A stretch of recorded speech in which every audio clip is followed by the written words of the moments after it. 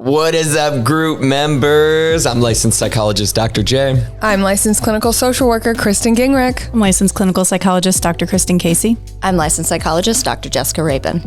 We're in the thick of holiday season, and what a better topic than sustaining joy and happiness. Is it possible? I don't know about these three, but maybe for you. So settle in, take a seat, and welcome to group therapy. So this topic, sustaining joy and happiness, as I look at these faces live in this room, the question I have is, what's the longest you've felt happiness or joy? Coming in with the heavy hitters. Give me exact time. I want it to the minute. 4 hours and 2 minutes and 22 seconds. My initial thought is like, I feel like childhood. That was my thought Literally, too. like I don't know why that just came to mind 'cause as an adult. I'm even still trying to think like. Like an hour? Yeah. Maybe. Yeah. Maybe 2. I feel like in childhood, I was probably like happy for a prolonged period of time.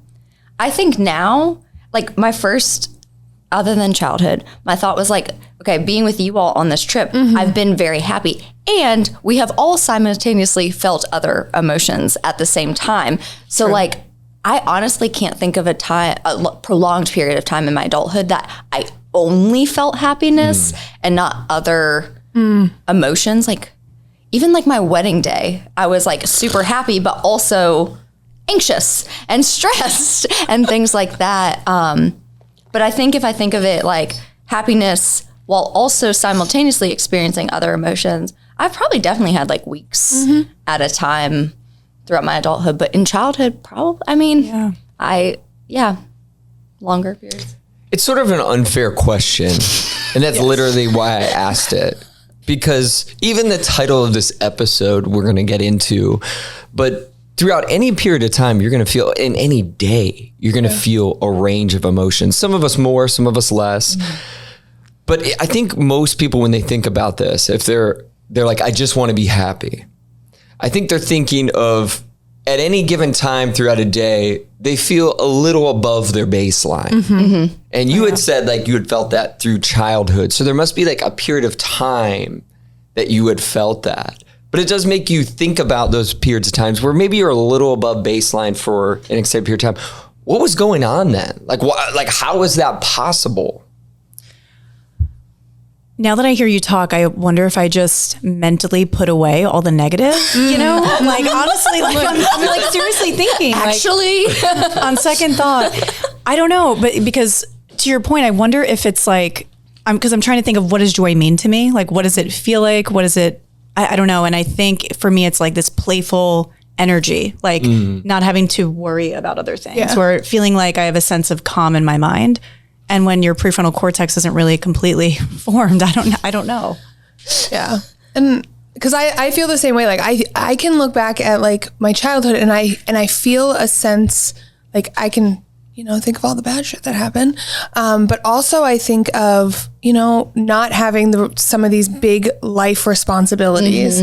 Like I can look back and remember 7 and just playing on the playground, and I'm just playing on the playground and I'm like that mindfulness of just being in that moment and having fun versus like I go to the playground now with my kid and I'm like, don't go talk to that stranger. Who's watching us? Who's doing this? Like, and I feel like there's so much more behind that, but it doesn't mean that I'm not happy.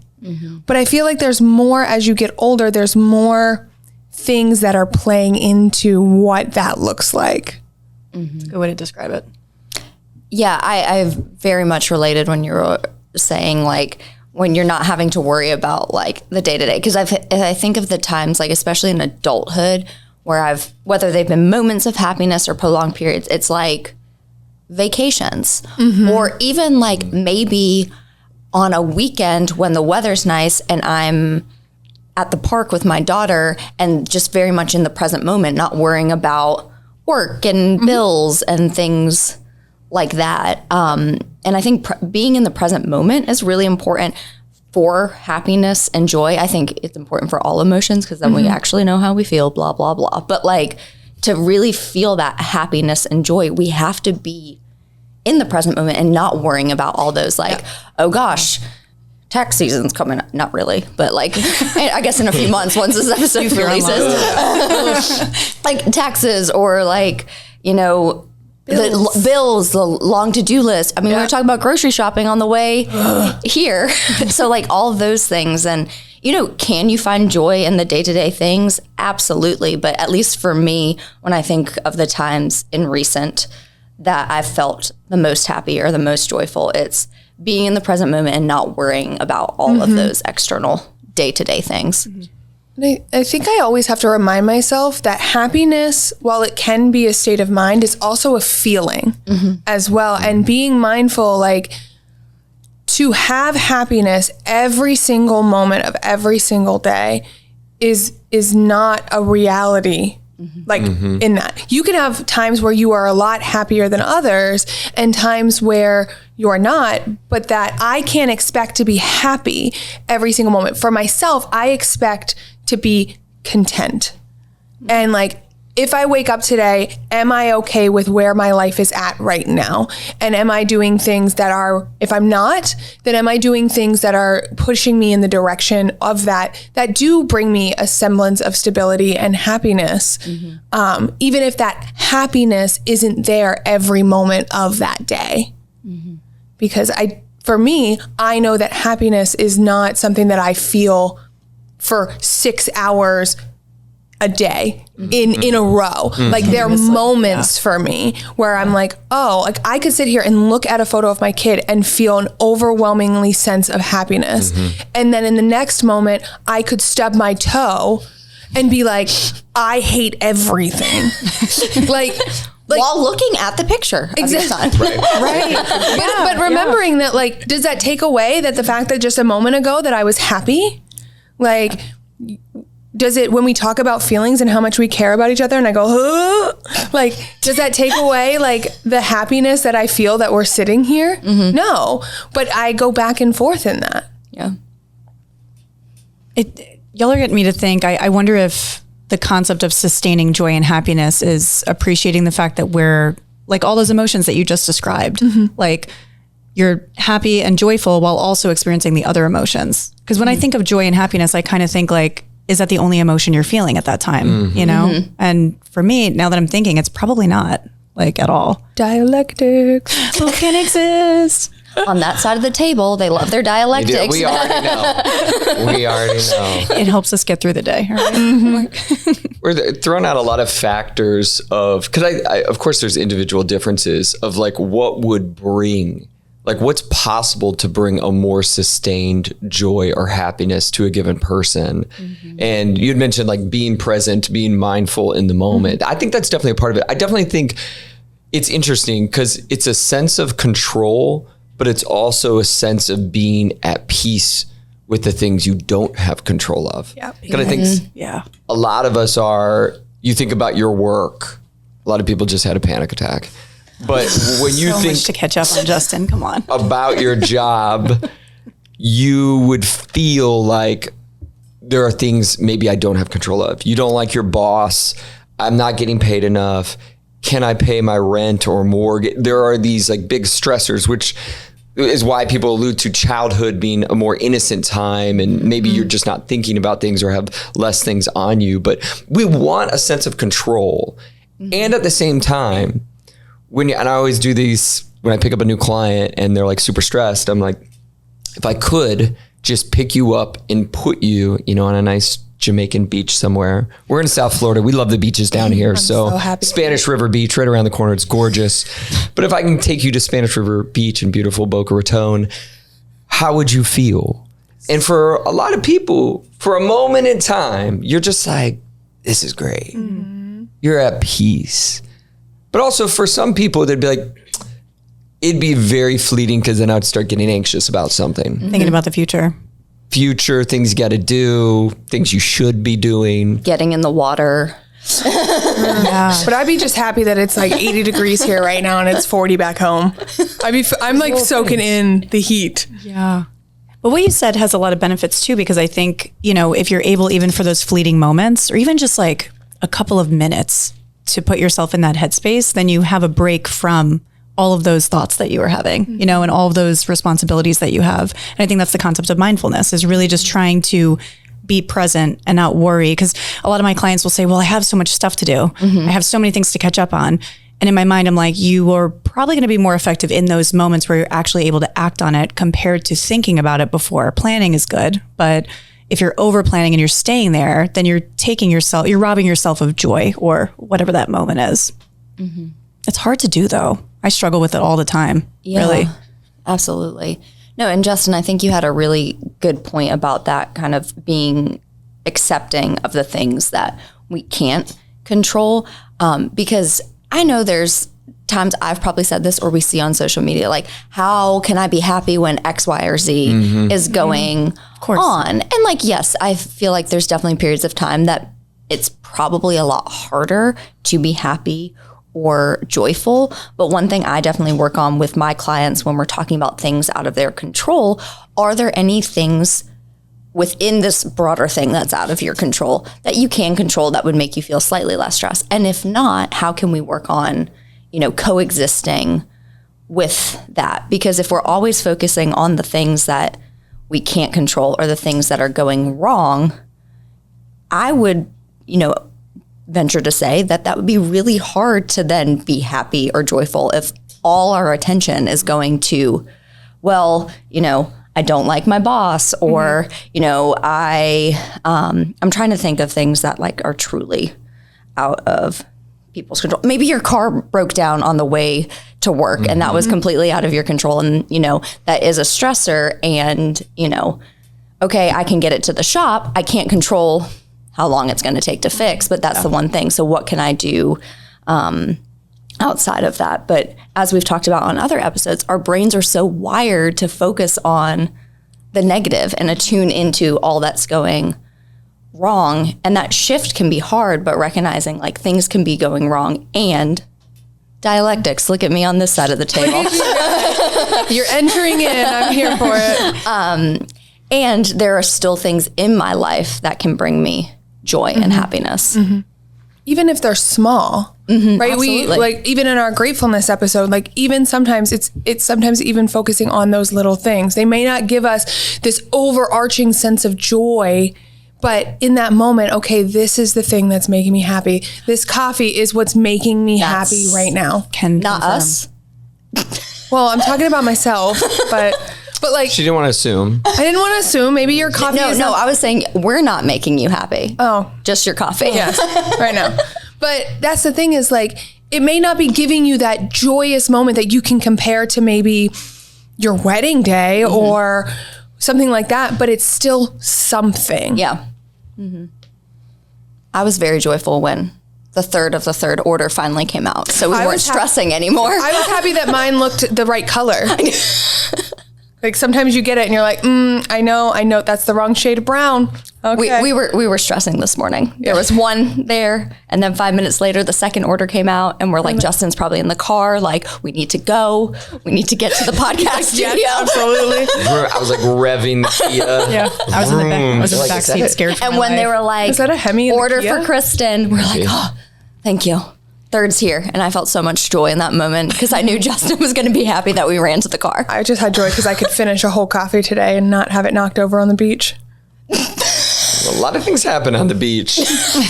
You know, there's wild animals, seagulls, there's people trying to Were film they pelicans? content. There were pelicans. They're pelicans. It was terrifying. It was like They're large. a large It's a group flock of of them. pelicans There's that were just grown like, men making sand angels. Yeah, I don't know where they're from, but It was a moment of joy, is what I felt. I literally saw the Moment of joy joy. radiating from you. So I was, I will give that to you.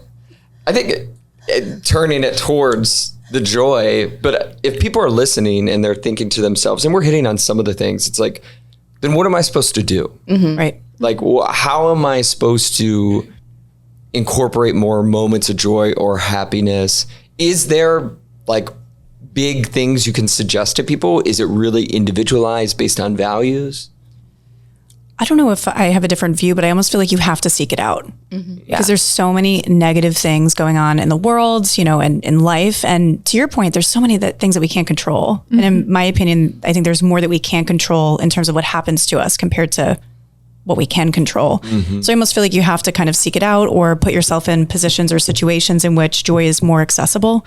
For example, throughout the day, I have my dogs at home and me and my partner joke around. He's like, we could just put I don't have kids. We could just put the dogs in camp and you could just work all day. And I'm like, yeah, but in between sessions, where am I going to get my little moments of like joy, right? So while it's stressful to have them around and because they're 2 German Shepherds, they're really needy. They're literally so needy. But I just can't. But it does bring me a little bit of joy to have them around, So I think you really have to seek it out, but that just works for me. I'm curious to hear your thoughts. I do think it's individual to a point because even you say dogs, there are people out there who hate dogs. Can't stand dogs. And will not find joy in that. And then there are people out there who enjoy getting in the ocean.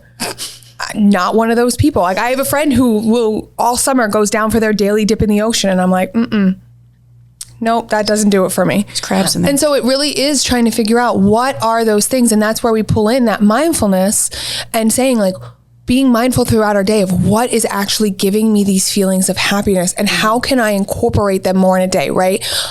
Trust me, a Bahama vacation will give me so much joy, but I know I can't incorporate that into my daily life every other week. I wish I could. Different tax bracket. But instead I look at, I could make coffee at home, but having someone else make my coffee brings me joy.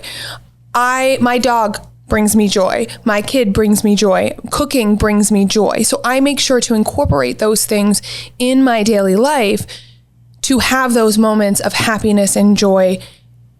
Otherwise, I wouldn't have them because, again, I work. And not that my job doesn't bring me joy. It does, but it's still a job. And you have to be mindful of that and really start paying attention to those little things because sometimes we can't make the big things happen in our life every single day, every single week, every single month, or even every year. It's true. It's true. If Bahama vacations are your thing, but you can't afford to do that every year, then you need to find what are those little things in your day to day. Because it's not sustainable to just focus on that big vacation. Oh, absolutely. That's not real life. I think it's great to start like, that's the thing that brings you joy. Like I love getting together with my friends and a lot of my friends live across the country. It is not sustainable for me to just fly to you guys. I wish I could, but I know that that's something that I need to plan for. And so I plan for that. And in the meantime, I'm getting my coffee. I am cooking my favorite meals. I am baking my cookies. And those things hold me over and do those things. I bring gifts for you guys because that gives me joy. And I have to do those things to make it to the big things. It gets you through. And Justin, what I was going to say is values. And you already had mentioned that. Is if you can identify your values, the things most important to you in life, it's most likely going to be easier for you to figure out things that will bring you joy and happiness. So, going off of what KBI was saying, if one of your values is like travel or adventure, but it's not sustainable to, go to the Bahamas every other week, are there, local places around you that on the weekend you can go for a hike in a mountain, or we're in South Florida, as Justin has brought up 17,000 times already. Like, could you explore a new beach or like find a new adventure or travel in a different way? If, you value family, but your family doesn't live close to you, kind of like KBI was talking about with friends, plan those trips, but what can you do on the day to day? Like make sure that you're texting or calling or, I know especially during lockdown, my family would have like, family Zoom calls on, I don't remember what it was, Sunday afternoons or something. I don't remember, but just like ways to connect that brings you joy. And I know I already mentioned this, but I really think focusing on the present moment, we are so connected to our cell phones. We are so distracted from like other things. So when you're like, you know what, I really enjoy trying new restaurants. Like, try a new restaurant and don't have your phone out with you. Like, really focus on how the food tastes. If you're, into trying new mixed drinks or wine or beer, like focusing on like the textures, the smells, like all of those things to really soak in that joy and really immerse yourself in the experience. Because I think also with distractions, we can be like, oh, I know like being around my family brings me joy. But then if you're around your family, but you're like sitting on your phone or like, one person's watching this, like, yeah, you might be happy, but since you're not present, maybe you're not as happy as you could be. Yeah. Yeah, the thing I hear a lot with like new clients or just people in general is like they don't have time.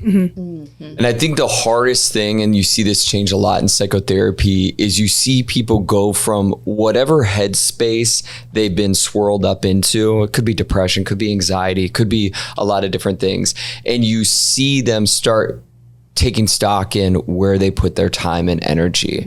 There's a huge behavioral component to all this, I really believe, of like, you are what you do at the end of the day. And it doesn't mean, again, that depression makes things hard, anxiety makes things hard, my OCD makes things hard.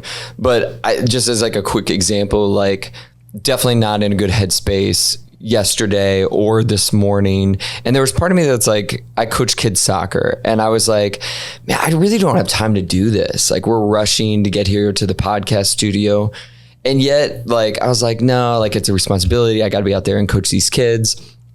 And so like, but when I was out there this morning, there was not another thought in my head. Not all the crazy bullshit that I've experienced in the past 24 hours, a lot of difficult people and situations, things I don't have control of. But when I was out there and you're just in the moment, like for me, it is a values thing of like, I'm just with these kids, like cheering them on, high-fiving them. Yo, you did it. It's just, for me, it is pure joy. Of like, I am stoked. I love teaching. I love sports. Soccer's a great one. But it's those things that we constantly, and I'm same as everybody else, you make excuses why you don't do it. 100%. I don't have time. I'm so busy. Absolutely. I got to pay this thing. Like, but what you don't see, and I'm the same way, is that if you step back, zoom out, and use your time towards those things, exactly what you said earlier, KBI, you feel so much better. And you're actually way more productive and in tuned with the bullshit that you also have to do. Totally. That got me thinking, do y'all have clients who have like the Sunday scaries with work and they're just thinking, right? Like they're just thinking about work on a Sunday. And to your point, if you were thinking about all that stuff at the soccer game, you wouldn't be able to be present. You would just be in your head. And I always tell my clients, they're not paying you to worry on Sundays. You're not getting paid to worry about your job. You're not going to be better at your job. You're not going to be able to do a better job by worrying, whatever. So I always say, even if it's something that's not work related, if you're not in the moment, you're not going to be creating those new memories, you know? So you really have to just be really present. It's so hard though, when you're in that headspace, my gosh, like it takes a lot of effort, I think, to kind of switch your mind and switch your brain in that way. And I'll say, like, I don't think I've talked about this yet, but this is the first trip that I have been on with friends where I have not been clinically depressed. That is true. And it is a whole other thing when I've taken my mental health into my own hands. And I understand that that's a privilege that I have been able to get a very expensive treatment for that. And I was sitting, and I was actually in the car last night when I leaned over on Jess's shoulder and I was about to cry because I was like, I am truly feeling happiness. Wow. And like, I'm feeling happiness for in a time, like I'm not suicidal. I'm not like, and I'm truly sitting in this and I'm like, this is what happiness is. And I haven't, like, and I felt those moments throughout my life, like, you know, my son being born and those type of things. But like, this is the first time, like, in a while that I've like, wow. And like laughing with you last night. I went to bed. It was like midnight and we were. She didn't turn that goddamn light off. Sorry, I cursed. I screwed it up. And like last night we were laughing so hard and I went to bed and I just remember thinking, this feels so good. And it's just like one of those things that like, when you start, and because I've been doing a lot of that since my treatment of really trying to sustain this for myself because it feels so good. You've been doing a great job, by the way, too. And because like, I know it's hard. It is. And coming from somewhere where I was very clinically depressed and just scraping by, it like getting and taking my own mental health into my own hands. Again, understand it's a privilege. I am in a place now where like, I didn't realize this is what happiness felt like. And again, like not overarching, not every moment of every day, but that I'm like, oh my God, this feels so good.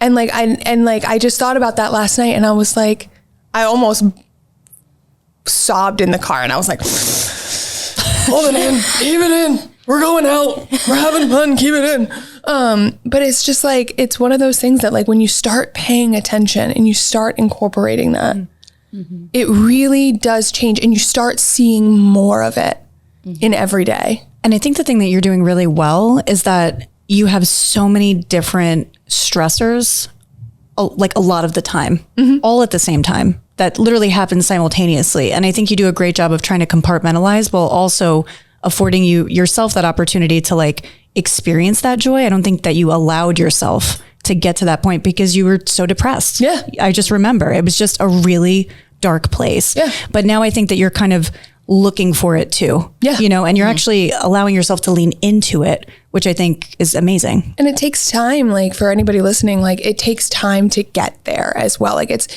and that's what's so hard about healing and doing this is it's that constant mindfulness practice. It's that constant practice. And we talked about this in the gratitude episode, right? We want that quick fix. We want it to like, oh, I look for the happiness one time and then suddenly it cures everything, but it's not. It's a constant. But the more we do it, the more you practice. Again, even something as small as like my coffee was the right color this morning, that makes me happy. Even if it's something as small as that, that's still something. We love you. Love you so much.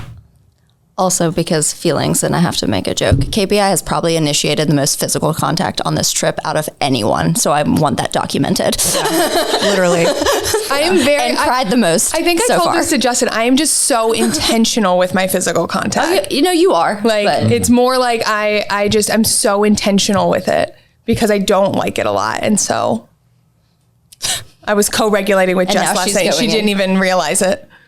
no, yeah, she was like leaning on my shoulder in the back of the car.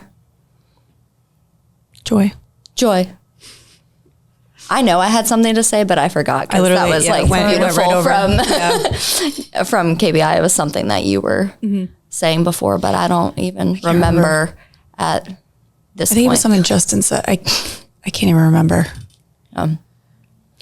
But I think going back to what you just said about like sustaining, and we've already mentioned this, but I think it's an important point to bring up again and possibly expand on, is like sustaining this joy and happiness does not mean every single moment of every single day is going to be joyful and happy. It doesn't mean it's not going to be hard work. It doesn't mean that like, oh, you know, using you as an example, like you did your TMS treatment, you're seeking out more opportunities, you're recognizing joy and happiness in a different way. And it's still an active process to seek out those opportunities. Like, just like any emotion, really, it like, yes, one can argue like something can happen and it triggers an emotion in us, but just like emotions like anxiety or, you know, stress, we can also stay in those emotions if we ruminate on them more. Same with happiness. Like if something happens and we're like, oh, my coffee's the right color. Now I'm really, which she did bring up when we were in Starbucks waiting for the other. She was like, oh, it's the right color this morning. But like, you can think about that being the right color all day and maybe that will sustain your happiness, or you can actively seek out other opportunities. I wish it was as easy as, oh, my coffee's the right color. Now I'm going to be happy for the rest of my life. I wish. Oh my God. I wish. But yeah, it is an active process and a challenging one at that. I think for people who are really depressed, or I'm even thinking of people who have less privilege than us too, I think joy could be a jump, the idea of it, you know? And I think if people are out there listening and they're like, oh my gosh, I'm like not in the place where I want to be in my life. I'm struggling to just experience happiness in any way. I even think maybe the first step would be getting to a place where you feel neutral about something. I think it's a good first step. I remember when I was really, really, really depressed earlier this year, I was like, joy and happiness just feel so out of reach. Like I just feel like it's so out of reach for me. I don't know how to get there, let alone sustain it. So I would try to find the neutral things. I know we talked about that yesterday, but whatever's neutral, wherever you're in a headspace or whatever's going to bring you to a place where you're feeling like, okay, I don't feel negative and I don't feel overly positive. I kind of feel like I'm in the middle. And I think that's kind of where a lot of us in life are in general, like normally throughout the day. Content. Yeah, exactly. Like you said before, the contentment. So for people out there listening, I know it's hard if you're in a really low place and you're trying to find joy, but neutrality might be a good first step of like, okay, I don't feel good or bad. I kind of just feel like I'm here, you know? Yeah, I think the hardest thing is to convince yourself that doing one thing, like just moving from your bedroom to your porch or, you know, texting a friend you haven't talked to in a while. Because I think a lot of us have been in that space where you're like, what difference is it going to make? Okay, who cares? Like it's not going to make a difference. Like what's the matter whether I leave my bedroom or not? But the reality is like when you reflect on your own journey, it is a lot of small things. It is. Yeah. Like not everybody has big breakthroughs in treatment. I think that would be the ideal, especially as a therapist, that you would feel like, oh my gosh, this person, they came in this session and I saw the depression like lift off. If anyone's done therapy for a long time, personal or you're a therapist out there, it's just not the case. No. It just isn't the way humans change. It's like literally the small things of like, yeah, I signed up for an adult kickball league and I didn't go for like 4 weeks in a row, but then I went. Or again, I decided to like creativity is a big part of who I am, getting back to values. And I'm finally like in a meetup group thinking about going to an event. It's like you literally see the smallest changes. And then for all of us, it's like you try to look back and think like 3 months ago, you're like, whoa, yeah, it's very different than I felt in July. Yeah. But day to day is the hardest thing to see change in human beings because it's so subtle. Yeah, I don't know about y'all. I always have to turn my mind. Yeah. Turn my mind. And it's so hard sometimes. Some days are easier than others. Like this morning, they witnessed me having like in my mind, it was a meltdown mentally. They say it wasn't, but No, it wasn't. It was. It was not. It felt like it though. Yeah, it did feel like it. And I'm like, okay, Kristen, just in my mind, I'm like, get your shit together. But that's what I was telling myself. But I was really like, I'm just having a bad couple of moments. That's it. Like, it's not a big deal. I'm okay. Try to validate myself a little. And then I was trying to look for things that I could latch onto that brought me joy. And it was kind of you guys. I was like, we're going to record. It's going to be fun. It's going to be great. I'll get my shit together at some point. Maybe never. I don't know. Debatable. Who knows? Literally. But I remember just kind of feeling like, if I don't try to find something, I'm going to be in this mood all day long. Like I'm just going to live in this headspace. So it was something neutral. It was something funny that KBI said last night. She would not go to sleep last night. Kept me up all night texting. That's a lie. I have it on video and I'm going to post it I to have TikTok. an entire text thread of you texting me back. And K10, you were laying down scrolling TikTok because we was. caught you. I was. We did I have catch it on you. film. Yeah, I will we did share catch it. you. I will share it. I'm in a new environment. Yeah. One thing that came to mind when we've been talking about, you know, especially people that are clinically depressed, or we've talked about how like people don't necessarily prioritize joy and happiness that we haven't touched on, is the people that maybe don't feel like they deserve to feel joy and happiness. Because hopefully I'm not jumping into any of our group member questions, but I can imagine there may be some people listening that are like, I don't feel like I deserve to be happy because of X, Y, and Z. And what thoughts do you have for people that might say, well, I don't feel like I deserve to be happy or don't deserve to feel joy because of whatever, whether it's big things or like, because I have to pay my bills, I have to do all this. Like I don't deserve to prioritize my values or things that bring me joy. My innate reaction is just like everyone deserves to have happiness in their life. even in the midst of struggle or responsibilities or things like that, you deserve to have something in your life that makes you happy, or gives you joy. And again, like figuring out like, where is that? What is that? Like, yes, maybe my work needs my attention right now, so I can't take a vacation. So again, where do you implement those small things? Yeah. But we can always have that excuse. I could sit here and have that excuse that I don't deserve to be happy because I need to do this, this, and this. But then we're miserable in the process, and that doesn't feel good. And so where do we need to put some of that energy? And it goes back to, like you said, Justin, like, I don't have the time. Well, we need to find a way to make that time even like small. I feel like you have thoughts. I don't. Okay. Okay. All right. Not about that. No. I don't know. I kind of struggle with this one because I think with everything going on in the world, I know there's a lot going on in, the Middle East and everything like that. I really struggle with this because I feel a lot of the time, how did I just get born into the United States, or born into the family I'm born into, or born into the body that I'm born? You know what I mean? I always think about that a lot. And then I think about people who either don't have that opportunity, or they have a ton of barriers or obstacles to go through to get to the point of joy that I could probably experience. So I think about that. And then I also think about, because of that, am I supposed to not experience joy? I think that's kind of what you're even referring to as well. And I think the key is acknowledging that, and acknowledging that there are people who are probably struggling more. I know we talked about this in the last episode, but at the end of the day, you're in your own body and your own mind, and you have to live with you too, And I think when I kind of think about, do I deserve it?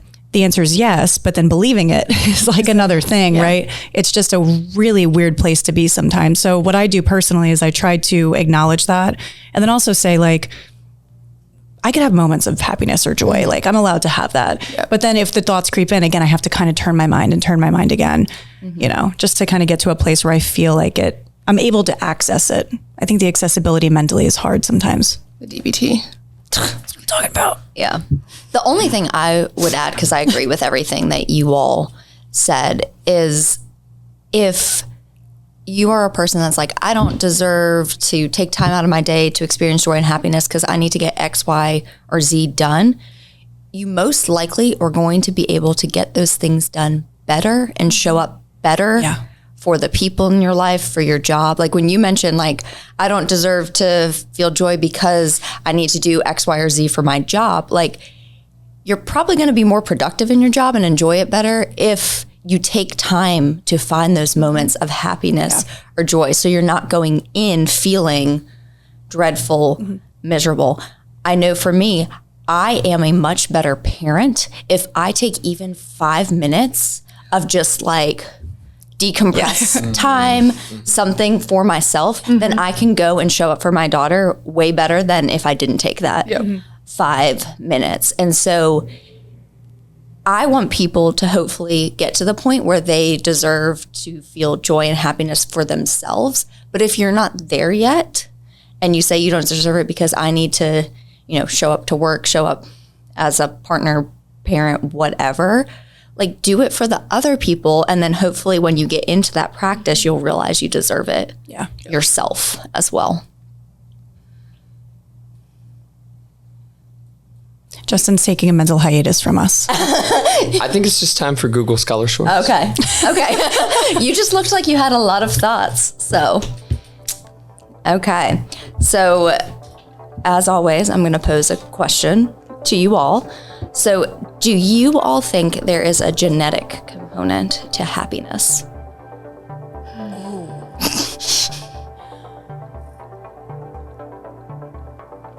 I'm thinking, go. If there's a genetic component to depression, there has to be one for... Ooh. I was literally thinking... how could you have one without the other? Yeah.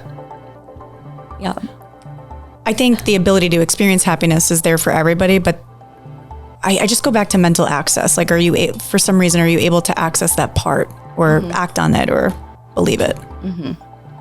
Okay, so this is a 2023 study that looked at the genetics of happiness across the lifespan, and they looked at 2 different genetic banks and cohorts to kind of see across the different ones. So genetic liability towards happiness has a fairly consistent effects across the lifespan from ages 12 to 73. That was just the sample size they looked at. So it's not like if you're 11 or 74, but they found it across the lifespan, across multiple ancestral backgrounds. So interesting, when looking at one sample, this was seen in white, Black, Hispanic, Asian, and other ancestral backgrounds. But in the other sample, it was only seen in European backgrounds and not African, East Asian, and Hispanic. Results from the first cohort, so that's the one that they found all of the genetics, showed that genetic loading for happiness may drive certain aspects of an individual's overall well-being, including being more confident, energetic, and ability to concentrate, which I thought was interesting. As the Kristens look at each other. And then further, although no brain phenotype measured showed significant association with genetic loading for happiness, several regions were nominally significant, including larger volumes of white matter, larger size of the right accumbens, the larger size of the left hippocampus, and larger gray matter volume. Wow. We need Barb. Dead. There's a lot of regions of the brain. I'm like batting 50% on what you just said. Big words for Elmo. Yeah, but I don't know. Initial thought, and this was a genetic study, so full disclosure, like I picked it because it was super interesting, but I had to read through it a bunch of times because I was like, genetics is like way above my pay grade. We don't have a class in that. No. Yeah. The interesting piece. So remind me, was there a difference with the European and those of different animals? Yeah. So they looked at two different cohorts. Yep. So in one, they found the genetic loading for happiness across all different backgrounds. Yep. But in the second cohort, they only found it for the European backgrounds. My brain goes to how much does racial kind of trauma over the years and that changing your intergenerational trauma. You're in like just around your race. And that impact that has and how your brain chemistry changes and that changes your genetics. So I wonder if that also plays a part in that. It's a really good point. It definitely could. Yeah. But yeah, I thought it was interesting. But I love your point, Justin, about like if there's a genetic component for depression. Yeah, there's got to be. Yeah, because it goes back to survival. It's like whatever's been passed down to you is there for a reason to help you survive and adapt through this life. But people like to think it's all blank slate, like we're all the exact same. But that's why we have so much research in genetics and biology, because you're being handed something from your ancestors that is based on their experience. Exactly. Absolutely. Which, is going to dictate a lot. Interesting, though. So interesting. And obviously, with any family system, there's going to be individual differences and things like that. And we obviously don't have to get in this conversation, but I'm sure if we all did a deep dive into our family systems, we could pick out this depression is probably genetic, this, or what positive emotions may you have seen more throughout your family, even if we're not going to do 23andMe and all those genetic tests.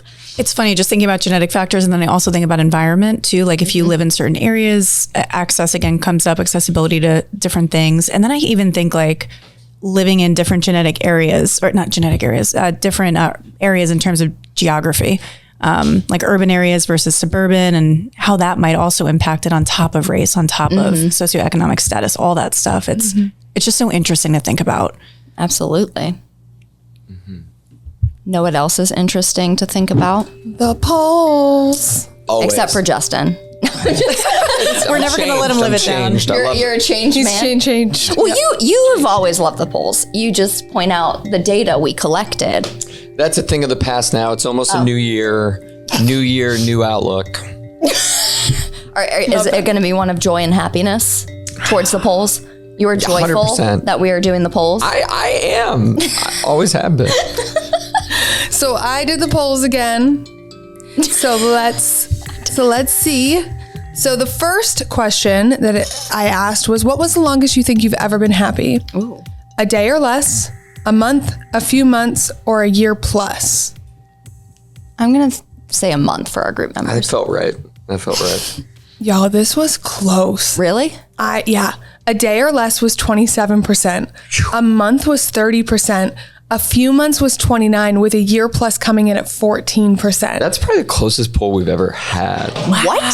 Yeah. So it is very like I looked at that and it's like even across the board. Wow. Yeah. Okay. As to how subjective it is. Yeah. Okay. Well, and that goes back to like what we had all already discussed. Like, are these people thinking of like times where I only felt happiness versus like, oh, when I felt overall happy while Like I was experiencing a more positive time in my life with less stressors. Yeah. And I can look back and say, wow, that was really great. Yeah. Interesting. Yeah. I saw that and I was like, I was like, oh. Straight all the way down. How often do you feel happiness during a typical day? Often? Sometimes, almost never, or I'm not really sure. Sometimes. Sometimes coming in at a cool 55%, with often at 16 and almost never at 18. Oh. And I'm not really sure at 12. Okay. Wow. Okay. So yeah. Do you think happiness or joy is sustainable? Yes, no, or it depends? My gut says it depends because I feel like people are going to be like, what does sustain? I don't know. This is just my view. Always. Yeah. What does sustainable mean? So at 48%, it depends came in, with yes being 25 and no being 28. Oh my God. Wow. So These are like pretty even. super close polls. Yeah. And then I asked the question, what is the one thing that brings you joy? Cozy blankets? Someone said glimmers. If anybody doesn't know what a glimmer is, it's those moments that like, just in those days, those tiny moments that give you joy. Walking outside in the sunshine, coffee, lots of puppies, dogs. My favorite people, intimacy, other people's joy, real talk. Let's see, good company, breaking cycles. My fiance. Someone said Alani energy drinks. I feel like K10 internally is like, This podcast. oh. That's sweet. Chicken nuggets. Did you all see the Dino chicken nuggets were called from Tyson? Wait, what? I did. Yes. We just finished a bag and I was like, oh. I almost texted the group chat, but I decided not to because I was going to see you all. We got like 4 bags of the Tyson spooky nuggets because I bought 4 bags when they're like bats and ghosts. And so I bought 4 bags. But only the dinos were. I'm hoping they release like Christmas tree ones because I would buy those too. Let's see. Watching squirrels run around my college campus. Squirrels are so cool. The college campus squirrels are a whole other vibe. I was though. about to say, Yeah, college campus different squirrels breed. are like evil. But Well, at even least they were at my the genetics. They've learned. They passed on a line of this is how you break in the dumpsters. Yes. This is how you get in a dormer. We're not scared of people. Right. But it's genetic. It So, is. so It is. what you're saying is fearlessness Fear- has been 100. genetically passed down in college campus squirrels. If you know, you know. I agree People with know. that completely. An iced coffee that's made just right. That wasn't me though. That was definitely. But there are lots of good ones. I mean, people are sending photos of their dogs. Wow. I didn't even know you could do Yes, that. you can. Yeah. Tattoos. Lots of this podcast. Oh, Getting them or having them. 2 different All of the processes. above. All of the above. I think even when I get a tattoo, even on my inner arm, when I was like dying. seeing stars, I was like, this is great. Not for me. I think you were trying to convince yourself. Yeah, that I was trying to find joy in like at the end, this Yeah. will look great. Oh, yeah. But right now, like if hell was a place, this would be it. the ditch is the worst, in my opinion. That's the part. The Yeah. other part of your elbow. It was the right inner- back. Oof, right in there. I haven't gotten that because it looks like it hurts. Can't relate. Yes. Just as blank. Yeah. Just as blank. Jess is coming up on the new year and she's looking at, she's going right for the neck. Yeah. She told me. Neck tat. Straight up, no, She's just- straight up neck tat. Just neck, full, all the way around. Can you imagine Actually, if a you welcome to group therapy. I can kind of see it though on I could totally see Jess with a neck tat. Yeah. the couch. And then the couch and it's welcome to group therapy. Oh my god! Like this one. yeah, actually, I'm just gonna get this logo right here. Can you imagine? Y'all would be like, you're kicked out. Like, no.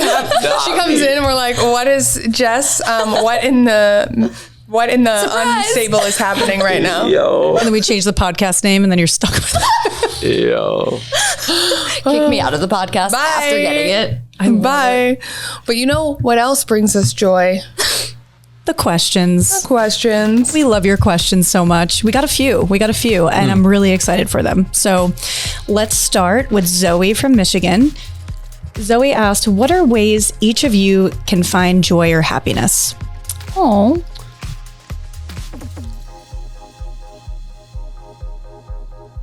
I think on the day-to-day for me, it's a lot of being in the present moment with my husband and daughter. So like, you know, even if it's just like cooking dinner, but like, you know, having conversations around the dinner table, like I already mentioned, on the weekends, if it's nice, like going to the park or do something and just being in that present moment, trying to not have like my phone and be connected. Outside of that, you know, being with you all, like when I travel to see my family, because my family doesn't live close, like, so the non-day-to-day things are definitely like making plans with people I love. I would say for me, like if I think about like what's giving me joy right now, like it is like when I wake up in the morning and I wake up and I'm actually okay with being awake and like being alive. Like, because it used to be, another day. And now it's like, I wake up and I'm like, another day. And I think that that sets me up like also for my entire day now, because I'm trying to remain, you know, grateful and in that present moment that gives me joy, that I'm no longer in that space. But my kids laugh. Like that is the one thing, like when I FaceTimed him last night and he was like, let's do silly instructions. And like, I was like, wiggle your butt. And he just started cackling. And that just like makes me so happy. And so those type of things are the ways that I try to incorporate daily. What about you? I think a lot of it, is being outside, being in nature. It's the whole reason I live down here. It's not for the threat of being run over in a Publix parking lot. That doesn't bring you joy and happiness? If you live in South Florida, you know people are reckless. But overall, like the diversity, the culture, the things to do. But I moved down here from Ohio for the beach, for the weather. Yeah. When I look outside my window and I see my herd of iguanas, it brings me joy. Like growing up in Ohio where it's like everything dies through the winter and it's January here and you're like, look at these iguanas now having babies and you're underneath a palm tree. And it's just like, it's like nothing else. I don't know. Like I always imagined when I was in Ohio, depressed with 6 months of gray, that I could be in a place like this. And again, a lot of privilege. Was able to go down to school here, experience it for a couple years before leaving to get my doctorate. But if I'm outside and I'm in the sun, like it's just like an auto reset for me. Yeah, I love that. It's like the connection with people, of course. I know we've done a whole episodes on that, but if I go just right to me, it's like, what is the fastest way? Outside in nature, sunlight, done. I love that. Yeah, for me, it's like, it's weird because the two things that bring me the most joy are very opposite. So the first one is similar to you guys. It's connection with people I love and really having those like really deep moments or moments of like real fun, laughter, all that stuff. Obviously, it's super fun. And then for me, I'm like really introspective and existential. So I do spend a lot of time alone meditating. And that brings me a ton of joy, ton of joy, because I'm able to kind of like really think about like the greater purpose of maybe why I'm here or like what it means. KBI hates these conversations about space and who we are and if we're aliens anyway. I do think that brings me a sense of joy in this, in the fact that I could connect to the human experience a little more than maybe if I were to ignore that. Yeah. I mean, I like existential conversations, just not about space or deep ocean. I texted you and I was like, do you ever think like that our names aren't real? She texted me this at 11:30 last night. I was like, do you ever think about it too much? And like, we have the same name. It is kind of weird. It feels weird and not real. And it's spelled the same too. So we have different middle names though. What's your middle name? Michelle. Okay. But it's close. Yeah. I mean, Yeah. Okay. Ashley from New Hampshire says, okay, so for people with borderline personality disorder, does it make a difference in terms of the length of happiness and joy? Any advice? So what I'm assuming is, does BPD affect the ability to sustain joy and happiness, and, you know, in terms of the length of time that you're able to experience it? So my gut reaction, and you all can jump in as somebody that doesn't work with borderline personality disorder, is that any mental health condition has the potential to impact one's ability to experience joy and happiness for a prolonged period of time. With that said, I also don't think that having a mental health condition like automatically makes the amount of time you can experience joy and happiness shorter, for example. It's, I think, figuring out, you know, how to manage whatever your diagnosis is, doing all the things that we've already talked about, like what are ways to incorporate joy and happiness in your day-to-day? How often are you seeking it out? And just acknowledging that if you do have a diagnosable mental health condition, it may be harder for you to find joy and happiness or sustain that for a longer period of time than someone who doesn't. Yeah, I think for people with BPD, they do struggle with self-image in terms of how they feel about themselves and where they fit in the world, and especially where they fit with other people. So I do think sometimes joy and happiness could be connected relationally for people with BPD. And sometimes that feels fleeting, or you can't control it, or it might be difficult to sustain that. So for people with BPD, I agree with everything that you said, Jess. And I would add that sometimes it's kind of like a deconstruction for people with BPD of what does joy mean to me, like with the value stuff that we've all talked about. And it could be difficult to figure out what that means to you if you don't really know where you fit in the world, or maybe have a good idea of maybe who you are deep down inside. It could be a bit of a struggle. So I do want to acknowledge that for people with BPD, it might be a little more effortful to get there, but it's not impossible by any means. Okay. Lewis from Australia. Wow. People, I'm just like looking at all the questions, and there's people from everywhere. It's like really fun. I'm always impressed by that. I know, me too. I've been to Australia once. I want to go to Australia. People in Australia who listen to us? That's crazy. Lewis, I've been to Australia once to present research, and y'all are so nice. So thanks for being so nice.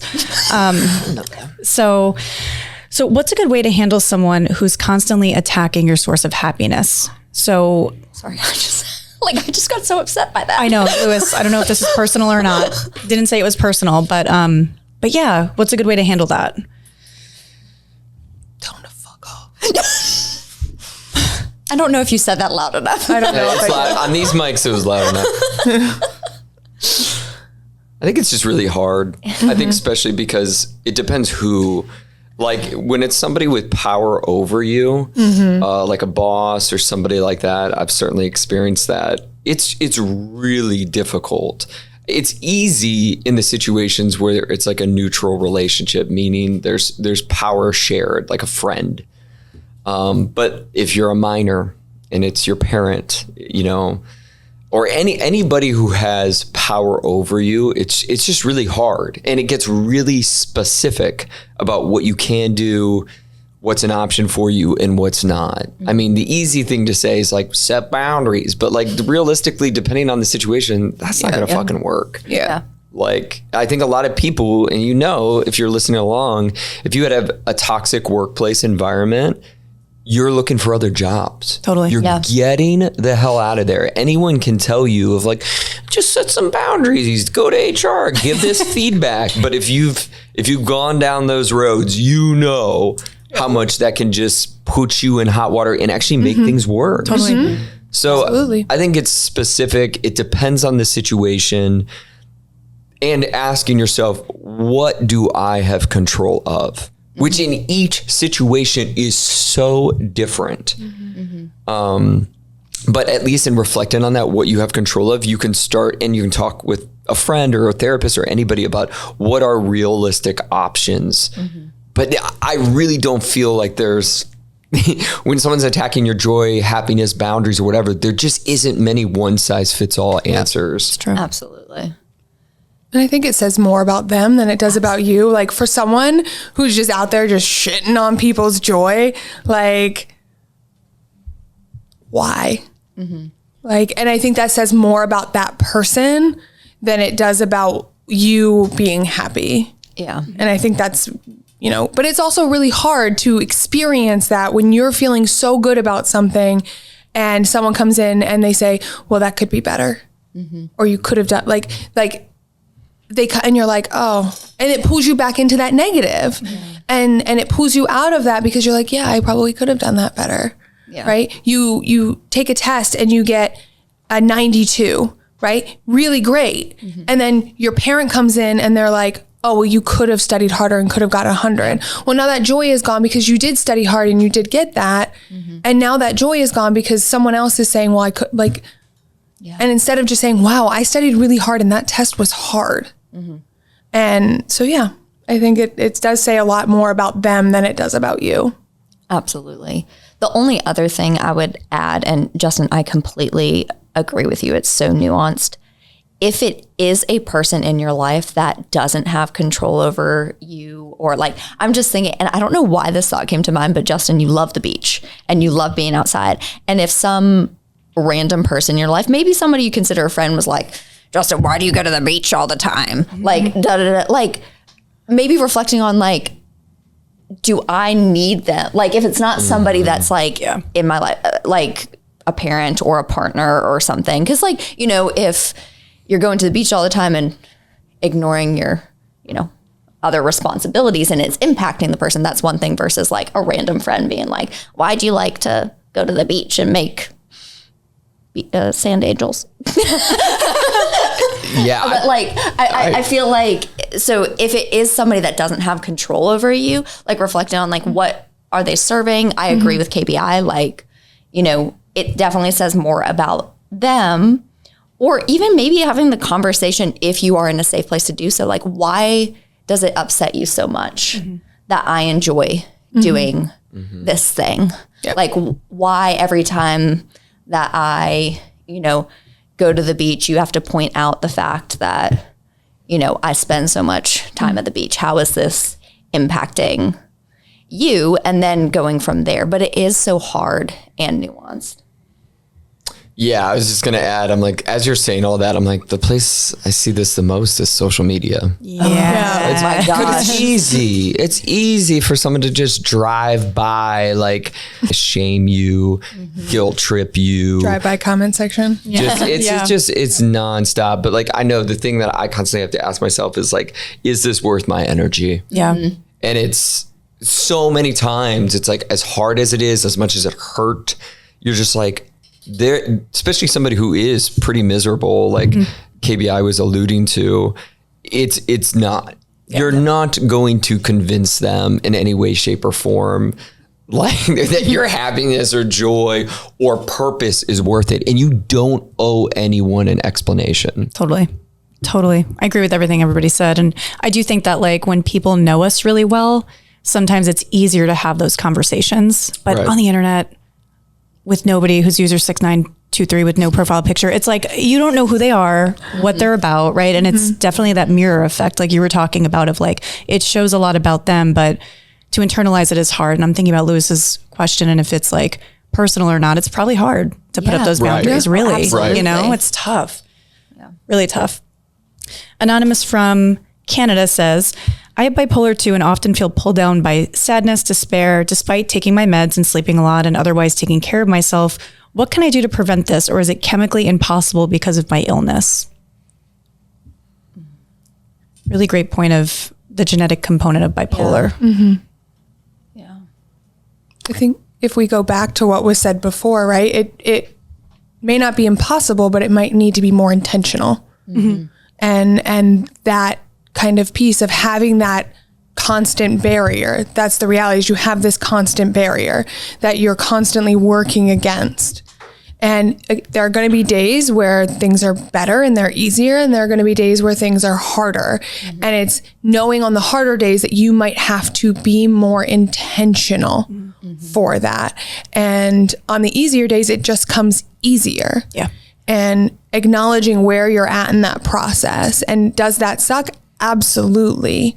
But that's the hardest part about it, I think. Yeah. Savannah from California. I'm often fearful of happiness and prefer to stay in a low mood because the crash afterwards from a high to a low is far more difficult for me than staying in the low the whole time. Any suggestions on how to address that? Part of me is like, it's what's familiar. I think and we see that all the time, just in human change and human behavior. The devil, is far more comfortable in dating, in relationships, in mood states. And the unfortunate thing with that is it doesn't mean it's good for you.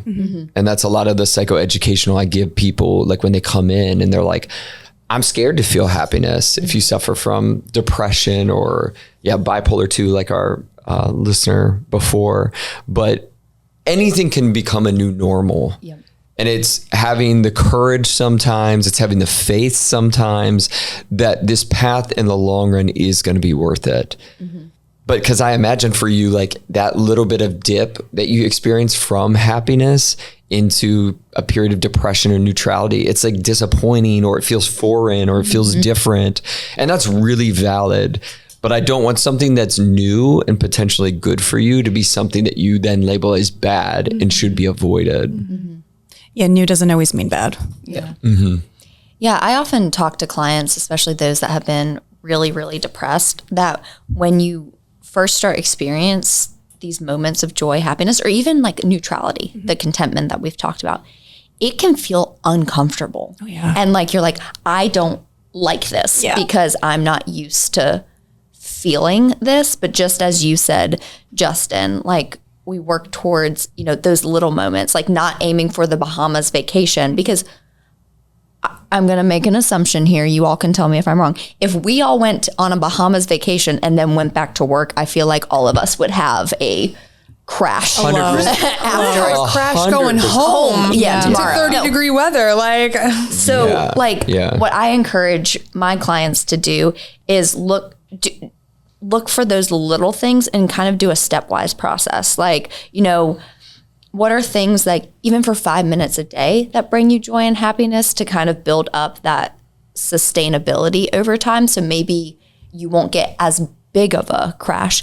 I also think, part of being human is when we do have like, even if it's a day that's really joyous and happy, we are going to feel down the next day. Right. And like Justin said, that's not a reason to avoid doing those things, but our comfort zone, even if we are miserable, for so many people is so much easier to stay in. Yeah. So I think, if you can identify like, oh, I did this thing for 5 minutes and I felt joy and didn't have this huge crash. Okay, maybe next week I can work up to 2 times a day doing something.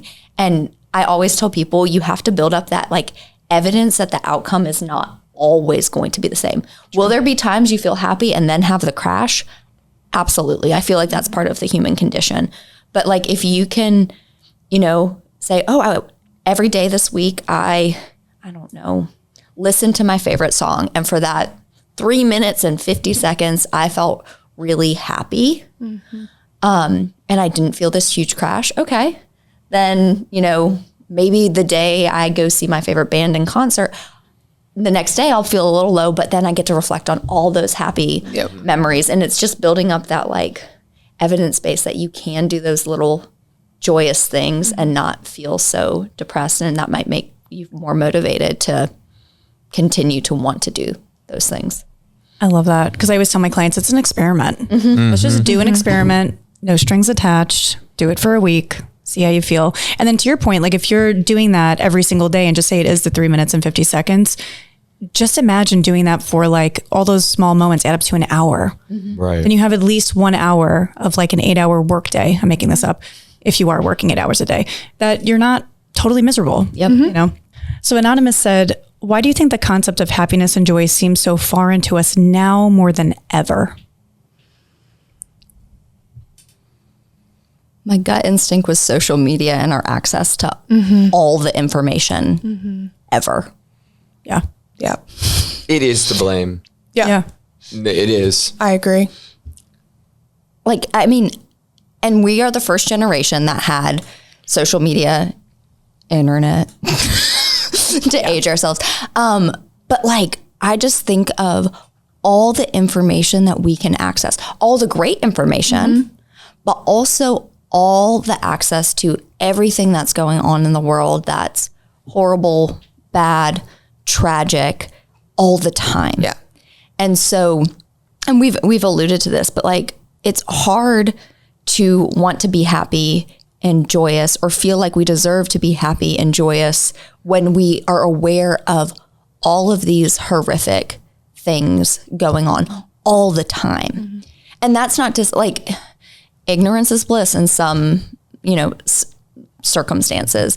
But like, if we did not have access to all this information, but also, Justin, going back to what you were saying about social media and like people stomping on your joy and happiness, like if you are on social media, you are opening yourself up to so many people that would have never had access to you before. Never. To say these things, pass these judgments. So yes, I like just how connected our world is through social media, internet, all of those things. I think it does make it so hard to feel like joy or happiness is possible because we're aware of all the bad. So true. Or you throw in the comparison to other people, even if you're not a creator, right? Even if you're just a person on your own personal Facebook page, your own personal Instagram feed, there's even that comparison. So something good happens, and then 10 minutes later, you see someone who got something better, and suddenly your joy is gone because you're like, oh, I want that. Or, oh, they did that better. And so even in that aspect of, even if we just pull it back to like solo personal, that comparison, right? Brene Brown says comparison is the thief of joy. And that impact that does have, because we have so much access, right? It's really great. And we could talk about the great things all day, but it also comes with compounding negatives that we have to constantly be aware of and know when to turn it off, know when it's too much, and all of that. I agree. Last question, y'all. Roxy from Pennsylvania. They said, I've often allowed myself to relax whenever I have been productive. It's led to a bad cycle of high productivity followed by revenge scrolling. They talk about burnout a lot. And then she says, I'm going to compensate by being more productive when the deadline hits. So there's this vacillation between high productivity and then feeling burnt out. What are some ways that I could exit this cycle and learn to feel joy without having it be attached to productivity? Yeah, I was going to say incorporated in daily. There's nothing sexy about a daily routine. I know you love your sleep routines and sleep hygiene, sleep schedules. I'm just going to name it. It's not sexy. It's not. But if you were just being point blank about it, someone who intentionally regulates, makes time for themselves. We did the gratitude episode about a month ago, but all these little practices on the daily basis is going to perform better or feel better than the people where it's just random, or when I have time, or after this quarter, when I'm done with these projects. Listen, I'm preaching to myself as I say this because I've been there, done that. But like, the reality is regulation is it's a daily thing to make time for, practice. If you're going 48, 72 hours where it's like, there's nothing. You always do that thing with like clients, the behavioral assessment of like, write down all the activities you did yesterday and put down whether it's D for depleting or R for regulating. And it can be hard to label some of these because you're like, is laundry neutral? Like for some people, they're like, hell no. For other people, they enjoy it and they're like, oh, I feel a little regulated.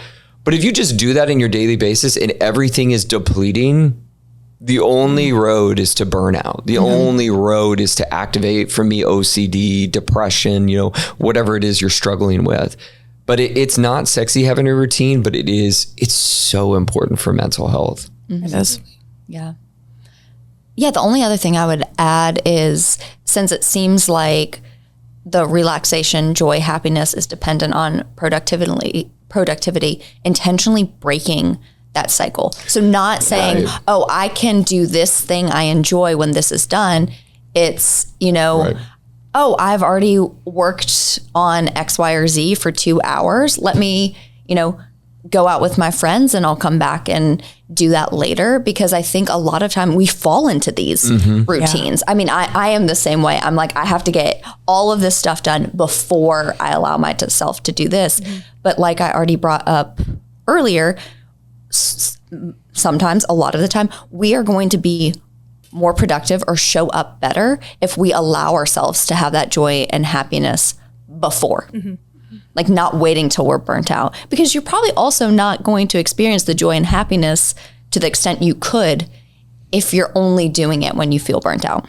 So true. Well, thank you all for joining for today's episode. We are so happy and joyful that you joined us this week. Hey. I'm happy for our matching shirts, I guys. know. Thanks. Shout out to KBI. As always, please rate, review, and subscribe to the podcast. Share this with someone who may enjoy the episode, someone that may want to feel more joyous or happy but doesn't know how. And we will see you next time in group therapy. Bye. Guys. Peace be with you. I'm done.